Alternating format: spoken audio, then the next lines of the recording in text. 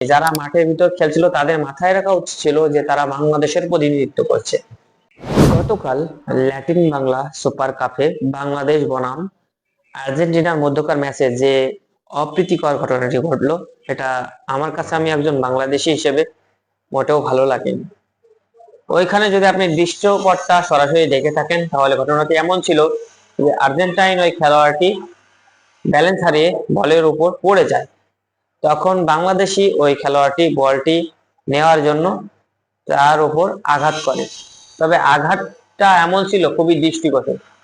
সে তার পিঠের ওপর একেবারেই ঘুষি চালিয়ে যায় বলা যায়, তারপরে একেবারেই ওপেন লাথি মারে, এরপরে আবার উঠে আবারও লাথি মারে। আসলে এটা যারা সরাসরি দেখেছেন তাদের অবশ্যই খারাপ লাগবেই। আর একজন বাংলাদেশি হিসেবে তো আসলেই এটা আমাদের জন্য লজ্জাজনক। আর্জেন্টিনার মতো একটি দেশ থেকে খেলা করতে এসেছে, সেটা হোক একটি ক্লাব, তারা কিন্তু আর্জেন্টিনারই প্রতিনিধিত্ব করছে। আর বাংলাদেশে যারা খেলছে তারা কিন্তু বাংলাদেশের প্রতিনিধিত্ব করছে, তাহলে তাদেরও খেয়াল রাখতে হবে। দেশের সম্মান তাদের উপর নির্ভর করছে।